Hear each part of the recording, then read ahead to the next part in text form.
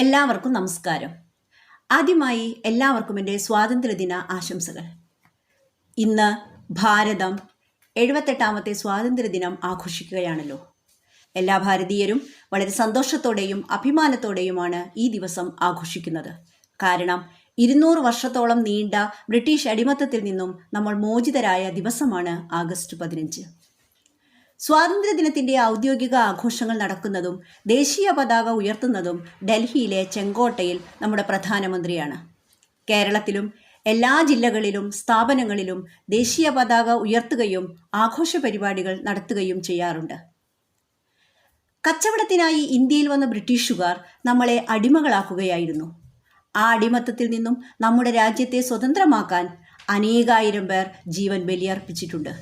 അതുകൊണ്ട് തന്നെ നാം ഈ ദിവസം അവരെക്കുറിച്ച് അഭിമാനത്തോടെയും നന്ദിയോടെയും ഓർക്കേണ്ടതുണ്ട്.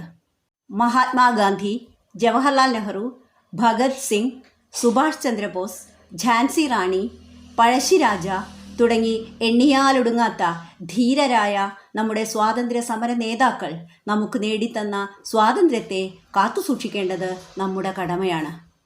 ജാതിയുടെയും മതത്തിൻ്റെയും പേരിൽ നാം ഒരിക്കലും തമ്മിൽ പോരടിക്കാൻ പാടില്ല.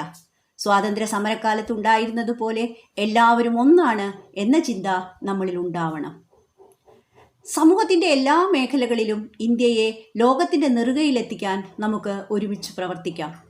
ദുരന്തങ്ങളിലും മറ്റും പെട്ടുപോയ നിസ്സഹായരായ ആളുകൾക്ക് വേണ്ടി നമുക്ക് ഒരുമിച്ച് കൈകോർക്കാം. അതിർത്തികളിൽ ഉറങ്ങാതെ നമുക്ക് കാവൽ നിൽക്കുന്ന, ദുരന്തഭൂമികളിൽ നമ്മെ സഹായിക്കാനെത്തുന്ന നമ്മുടെ പ്രിയപ്പെട്ട പട്ടാളക്കാർക്ക് ഒരു വലിയ സല്യൂട്ട് നൽകിക്കൊണ്ട് ഞാൻ നിർത്തുന്നു. ഒരിക്കൽ കൂടി എല്ലാവർക്കും എൻ്റെ സ്വാതന്ത്ര്യദിന ആശംസകൾ. നന്ദി, നമസ്കാരം.